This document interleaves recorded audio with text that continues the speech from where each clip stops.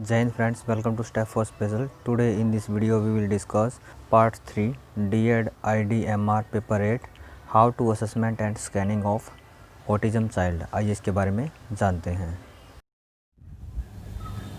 आइए इसमें जानते हैं। आगे दिया गया है संभावित सुधार। इन बच्चों के प्रबंधन पर आधारित किए गए अनेकों अध्ययनों में पाया गया कि वयस्कावस्था तक पहुंचने के बाद 2/3 सवलीन बच्चे अपनी आवश्यकताओं की पूर्ति के लिए दूसरों पर निर्भर रहते हैं। केवल 15 से 16% सवलीन वयस्क किसी कार्य को करने योग्य एवं समाज में आत्मनिर्भर होकर जीवन यापन करने योग्य बन सकते हैं। अब यहाँ पर बताया गया है कि बच्चों के प्रबंधन के बाद भी जो 2 से 3/3 बच्चे होते हैं वो पूर्ण रूप से दूसरों के ऊपर निर्भर रहते हैं कि अपनी एक्टिविटी को अच्छे से परफॉर्म नहीं कर पाते। केवल जो 5 से 16% जो बच्चे होते हैं वह वयस्क होकर आत्मनिर्भर जीवन जीने में सहायक हो पाते हैं। यह यहाँ पर इसकी जो परसेंटेज है उसके द्वारा दर्शाया गया है। आइए इसमें आगे जानते हैं। सवलीन बच्चों की सुधार की संभावना मुख्यतः 2 तत्वों पर निर्भर करती है। अब यहाँ पर बताया कि जो बच्चा है जो सवलीनता ग्रसित है उसके अंदर जो सुधार के या फिर जो डेवलपमेंट के जो एस्पेक्ट्स हैं वह मुख्य रूप से 2 फैक्ट्स के ऊपर डिपेंड करते हैं। इनमें से जो दिए गए हैं उसके बारे में जानते हैं। बच्चे की बौद्धिक क्षमता तथा भाषा की विकास की क्षमता। अब यहाँ पर दिया गया कि बच्चे की जो फर्स्ट दिया गया बच्चे की बौद्धिक क्षमता और सेकंड दिया गया जो लैंग्वेज डेवलपमेंट है उसका। ये सब जो 2 तत्व हैं जिनके यहाँ पर बच्चे के अंदर सुधार की जो हम रिपोर्ट है उसको एसेस कर सकते हैं। आइए इसमें आगे जानते हैं। यदि बच्चे के प्रबंधन में यह दोनों अधिक अच्छा होता है तो सुधार की संभावना भी अधिक होती है। अब यहाँ पर बताया कि अगर बच्चे के अंदर ये दोनों एस्पेक्ट्स जैसे जो बताए गए हैं बौद्धिक क्षमता और भाषा विकास है, अगर ये अच्छे से होते हैं तो बच्चे के अंदर जो सुधार के या फिर जो उसकी डेवलपमेंट के जो एस्पेक्ट्स हैं वो भी ज़्यादा होते हैं। रसेल 1960 का मानना है कि 10 से 20% ऐसे बच्चों में सुधार 4 से 6 ईयर की अवस्था में हो जाता है। अब यहाँ पर बताया कि जो एक रसेल हैं जो रिसर्चर हुए हैं उनका मानना है कि 10 से 20% बच्चों में सुधार जो एज लिमिट दिया गया है इसके अंदर 4 से 6 वर्ष की अवस्था में हो जाता है, जो सामान्य विद्यालय में सम्मिलित हो सकते हैं। अब यहाँ पर बताया कि ये चरण प्राप्त करने के बाद यह लेवल पर आने के बाद बच्चा सामान्य विद्यालय में जा सकता है और वहाँ पर अपनी स्टडी प्राप्त कर सकता है एवं अपने कार्य को करने में सक्षम बन पाते हैं और जो भी उनकी एक्टिविटी है वह उनको आत्मनिर्भर बना देती है, वह अपना काम खुद से कर सकते हैं। ये यहाँ पर बताया गया है। इसके अतिरिक्त 10 से 20% ऐसे बच्चे होते हैं जो अपने दैनिक क्रियाकलापों को नहीं कर पाते हैं और उन्हें विशेष विद्यालय और विशेष शिक्षक की आवश्यकता होती है। अब यहाँ पर बताया है कि जो 10 से 20% ऐसे बच्चे होते हैं जो अपनी डेली एक्टिविटीज़ होती हैं उनको अच्छे से परफॉर्म नहीं कर पाते हैं, जिसको हेल्प की ज़रूरत होती है और यहाँ पर उनके लिए विशेष विद्यालय और विशेष शिक्षक की आवश्यकता होती है जो उनको कोऑपरेट और सहयोग प्रदान करते हैं ये एक्टिविटी कराने में।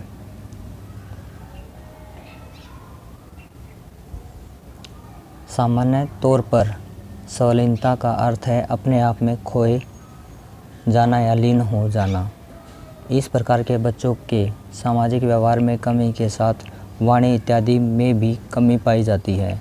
इन बच्चों में स्नायु विकास की जटिल समस्या होती है क्योंकि यह व्यापक विकासात्मक विकृति के अंतर्गत आने वाली एक विकृति है। अब यहाँ पर बताया गया कि जो सवलीनता का अर्थ है वह अपने आप में खोए रहने से है, अपने आप में लीन रहने से है। इस प्रकार के जो बच्चों का जो सोशल डेवलपमेंट होता है वह ना के बराबर होता है, उनके अंदर जो लैंग्वेज डेवलपमेंट होता है वह भी बहुत ही कम होता है और इनका जो स्नायु विकास का जो प्रक्रिया होती है, जो ओवरऑल डेवलपमेंट की प्रक्रिया होती है वह बहुत ही कठिन होती है। यहाँ पर बताया गया है क्योंकि यह व्यापक विकासात्मक विकृति के अंतर्गत आने वाली एक विकृति है, क्योंकि यह एक जो बहुत बड़े लेवल पर जो एक वीकनेस है उसके रूप में बच्चे के सामने प्रकट होती है। इन बच्चों में निम्नलिखित लक्षण होते हैं जैसे व्यवहारिक विशेषताओं के अंतर्गत सामाजिक संबंधों में गुणात्मक कमी, भाषा संबंधी विकृति इत्यादि। ऐसे बच्चों में भाषा में क्षति तथा विषमताएं दिखाई देती हैं तथा भाषा विकास में देरी होती है। इनमें पुनरावर्ती व्यवहार तथा संवेगात्मक अस्थियों के साथ अन्य असामान्य व्यवहार भी पाए जाते हैं। अब यहाँ पर इन बच्चों की जो डिफ़िकल्टीज़ है उनके बारे में बताया गया है कि इन बच्चों के अंदर जो गुणात्मक और भाषा संबंधी विकृतियाँ और जो व्यवहार होता है वह मुख्य रूप से सामान्य बच्चे से अलग होता है। जो उनके अंदर जो भाषा का लेवल है वह क्षणिक होता है, बहुत ही कम होता है। इसके अंदर बहुत ही जो विषमताएँ जो कमियां हैं वो दिखाई देती हैं। भाषा विकास में देरी होती है ऐसे बच्चों में। इनकी जो पुनरावर्ती व्यवहार होता है और जो संवेगात्मक अवस्थियों में अंतर होता है। जो इन बच्चों का जो पुनरावर्ती व्यवहार होता है यह बहुत ही ज़्यादा होता है। ये यहाँ पर बताया गया है कि जो पुनरावर्ती भी जो ये करते हैं ये बहुत ही शॉर्ट टर्म के लिए करते हैं। परिभाषा के अनुसार संलीनता एक विकासात्मक अक्षमता है जो मुख्य रूप से शाब्दिक या शाब्दिक संप्रेषण एवं सामाजिक अंत्यक्रिया को प्रभावित करती है।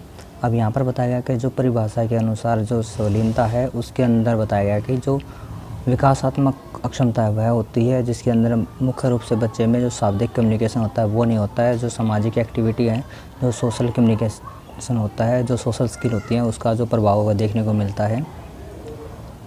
सामान्यतः यह 3 वर्ष की उम्र से पूर्व शुरू होती है। संलीनता का मुख्य कारण वंशानुगत स्थिति, मस्तिष्कीय संरचना में दोष, विषाणु जीवाणु का संक्रमण, उपापचयी संबंधी दोष, मस्तिष्क चोट एवं मानसिक मंदता से संबंधित है। अब यहाँ पर जो इसके कारण हैं वो बताए गए हैं कि यह आनुवांशिक हो सकती है कि अगर किसी की फैमिली में पहले से कोई इफेक्टेड है तो उसकी वजह से भी हो सकता है। जो मानसिक दोष होते हैं उनकी वजह से, विषाणु या फिर कोई भी संक्रमण होता है उसकी वजह से, जो दोष होते हैं उनकी वजह से, जो मस्तिष्क की चोट, कोई भी अगर सिर में चोट वगैरह लग जाती है उसकी वजह से, या फिर मानसिक मंदता से भी संबंधित हो सकती है। ये सब है जो इसके लक्षण बताए गए हैं। इन बच्चों के शिक्षण एवं पुनर्वास के प्रबंध करने की आवश्यकता होती है जिससे ये उचित प्रशिक्षण एवं शिक्षा प्राप्त कर सके। इनके प्रबंधन के लिए जैविक, मनोसामाजिक, मनोचिकित्सा, व्यवहार परिमार्जन, सामाजिक प्रशिक्षण विधियों का भी प्रयोग किया जाता है। अब यहाँ पर बताया गया कि इन बच्चों का जो रिकवरी है या फिर जो ट्रीटमेंट है उसके लिए अनेक प्रकार के जो प्रबंधन हैं वो प्रयोग में लाए जाते हैं, जैसे जैविक, मनोसामाजिक, मनोचिकित्सा, व्यवहार और जो काउंसलिंग वगैरह और जो सोशल प्रशिक्षण वगैरह जो होते हैं वो सब जो अभी हमने पढ़े हैं वो सब इनके प्रबंधन में इस्तेमाल किए जाते हैं। ऐसे बच्चों के सामाजिक समायोजन में प्रयुक्त वातावरण की भूमिका महत्वपूर्ण होती है। अब यहाँ पर बताया कि प्रत्येक बच्चे का जो बिहेवियर मॉडिफिकेशन होता है उसके लिए जो इन्वायरमेंट है वह बहुत ज़रूरी होता है। और ESD से जो इफ़ेक्टेड बच्चे हैं उनके लिए जो सोशल इन्वायरमेंट है उसका बहुत बड़ा इफ़ेक्ट पड़ता है बच्चों के विकास के ऊपर। आइए इसके बारे में आगे जानते हैं। शिक्षण, प्रशिक्षण एवं चिकित्सा विधि के साथ साथ उचित वातावरण प्रदान करना इनके शिक्षण एवं पुनर्वास के लिए लाभदायक होता है। अब जो ASD से ग्रसित बच्चे होते हैं इनके लिए जो शिक्षण, प्रशिक्षण, चिकित्सा विधि है और इनके लिए जो इन्वायरमेंट है वह बहुत बेनिफिशियल होता है इन बच्चों के लिए, जो शिक्षा है उसके लिए और पुनर्वास के लिए। ये सब बताया गया है यहाँ पर। इसमें आगे दिया गया है संलीन बच्चों की जांच, कि किस प्रकार से जो संलीनता ग्रसित बच्चे हैं उनकी जांच की जाती है, स्कैनिंग की जाती है। इसके बारे में आगे हम जानेंगे। आइए इसके बारे में जानते हैं। संलीन बच्चों की जांच। संलीनता पर हुए अध्ययनों के अनुसार लगभग 50% अभिभावक अपने बच्चों के असामान्य व्यवहार को 18 माह की अवस्था में ही पहचान लेते हैं। अतः किसी भी बच्चे में नीचे दिए गए माइलस्टोन के समय पर न विकसित होने की दशा में अविलंब जांच के लिए संपर्क करना चाहिए। अब यहाँ पर बताया गया कि जो अभिभावक होते हैं यह 50% अभिभावक बच्चे के 18 माह की एज में ही उसका जो बिहेवियर है, जो उसका डेवलपमेंट है उसको एसेस कर लेते हैं और जो उसके माइलस्टोन है जो बताए गए हैं वह नज़र करके बच्चे के अंदर जो विलंबात्मक जो कमी आ रही है विकासात्मक, उसको जांच के लिए, संपर्क के लिए भेज सकते हैं या फिर कर सकते हैं। जो विशेषज्ञ होते हैं उनके द्वारा जो जांच है वो करवा सकते हैं।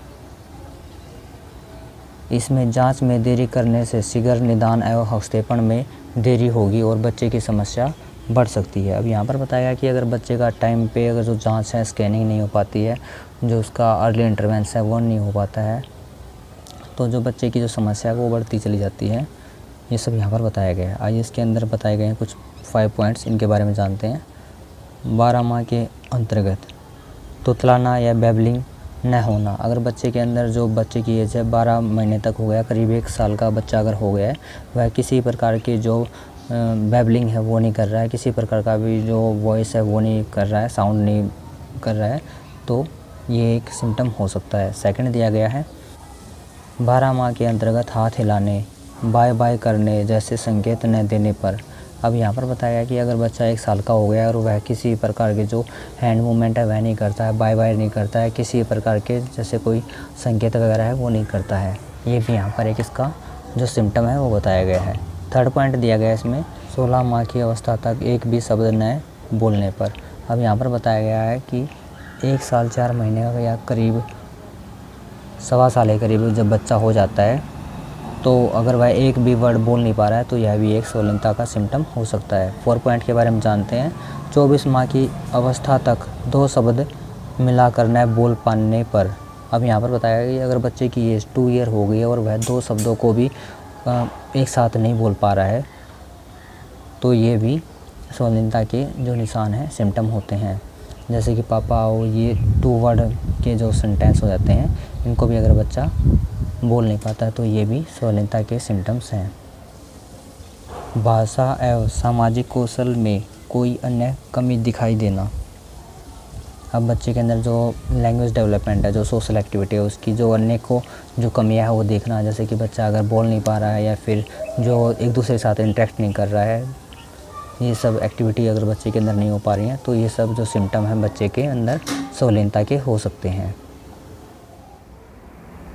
आइए अब जानते हैं स्वलीन बच्चों की बढ़ती समस्या को देखते हुए अमेरिका एवं जापान में 18 एवं 24 बच्चों का जांच की जाती है। इसी प्रकार इंग्लैंड में जिन बच्चों के परिवार एवं चिकित्सा द्वारा स्वलीनता के लक्षण देखे जाते हैं, उनकी तुरंत जांच की जाती है। चूँकि हमारे देश में अभी तक स्वलीन बच्चों के लिए कुछ स्वयंसेवी संस्थाएं कार्यरत हैं, इसलिए देश में प्रयोग की जाने वाली स्कैनिंग। अब यहाँ पर जो बताया गया है कि इसमें जो स्वलीनता से ग्रसित बच्चे हैं उनके लिए अमेरिका और जापान जैसे विकासशील देशों में, जो विकसित देश हैं, उनमें 18 से लेकर जो 24 माह तक के बच्चे हैं उनकी जांच की जाती है। इसी प्रकार का जो ट्रीटमेंट है, जो इंग्लैंड में जिन परिवारों में जो स्वलीन बच्चे हैं उनका किया जाता है और उनकी स्कैनिंग वगैरह करके उनका ट्रीटमेंट स्टार्ट कर दिया जाता है। जबकि भारत में कुछ संस्थाएं हैं जो कि इस क्षेत्र में कार्य कर रही हैं, जिनका लक्ष्य है कि विदेशों में प्रयोग की जाने वाली स्कैनिंग या फिर जो चेकलिस्ट है उसको फॉलो करके स्वलीनता ग्रसित जो ASD से पीड़ित बच्चे हैं उनके बारे में स्कैनिंग और जांच की सुविधा उपलब्ध कराएं, ये यहाँ पर बताया गया है। आइए इसमें आगे जानते हैं सूची checklist for autism in toddlers. आइए इसके बारे में जानते हैं। सूची को अब भारत में भी प्रयोग किया जाता है। इस जांच सूची को बहुत से प्रशिक्षण केंद्रों में भी प्रयोग किया जाता है, जिससे स्वलीनता एवं उनकी पहचान के प्रति अनेकों लोग प्रशिक्षित एवं जागरूक हो रहे हैं। अब यहाँ पर बताया गया कि जो स्वलीनता से ग्रसित बच्चे हैं उनका जांच करने के लिए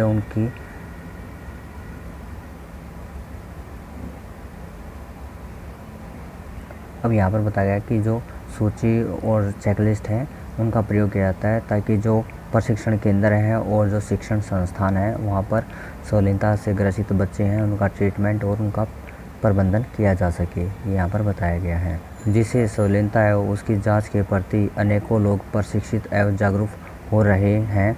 वैज्ञानिकों के अनुसार चूँकि यह एक आनुवंशिक जनित विकार है, इसलिए स्वलीनता की आशंका वाले बच्चों की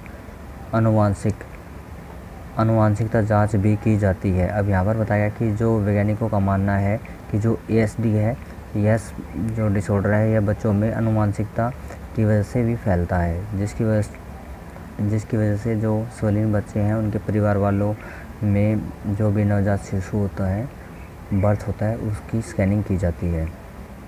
स्वलीनता किसी एक लक्षण या क्षेत्र पर आधारित नहीं होता।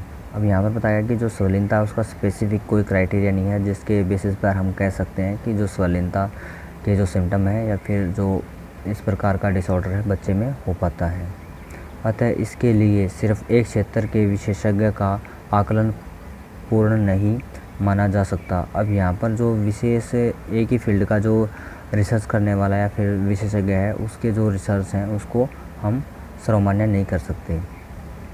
इनकी विभिन्न समस्याओं को ध्यान में रखते हुए विशेष शिक्षक, मनोवैज्ञानिक, वाणी एवं भाषा विशेषज्ञ, भौतिक चिकित्सा के एक दल द्वारा समुचित जांच एवं आकलन किया जाता है। अब यहाँ पर बताया गया है कि जो ASD से ग्रसित बच्चा है उसके संपूर्ण असेसमेंट के लिए जो विशेष शिक्षक हैं, मनोवैज्ञानिक और स्पीच थेरेपिस्ट हैं और भी अनेकों प्रकार के जो स्पेशलिस्ट हैं जो चाइल्ड डेवलपमेंट से रिलेटेड जो स्कैनिंग करते हैं उन सबको इसकी सूची में शामिल किया जाता है। अब यहाँ पर हमने कुल मिलाकर जो स्वलीनता से ग्रसित बच्चे हैं उनकी जांच किस प्रकार से की जाती है और उनके जो बर्थ के दौरान के जो सिम्टम्स होते हैं जो स्टार्टिंग टाइम में उनको किस प्रकार से आइडेंटिफाई करके बच्चे को हमें समझना है और उसकी जो समस्या है उसको सॉल्यूशन देने में हेल्प करनी है। ये यहाँ पर जो भी हम स्टेप उठा रहे हैं यह बच्चे की जो अर्ली आइडेंटिफिकेशन है उसकी वजह से ही संभव हो पाता है, क्योंकि अगर बच्चे का जो स्टार्टिंग के टाइम है अगर उसी में बच्चे को अगर हम आइडेंटिफाई कर लेते हैं और उसको हम जांच और निदान के लिए ले जाते हैं तो बच्चे की जो समस्या है वह बढ़ती नहीं है। और अगर इस प्रकार की जो हम एक्टिविटी नहीं कर पाते हैं तो उससे प्रभावित होने की वजह से बच्चे की जो समस्याएं हैं वो बढ़ जाती हैं और उसका जो हस्तक्षेपण है और निदान करना है बहुत ही मुश्किल हो जाता है। ये यहाँ पर इसमें हमने समझा है।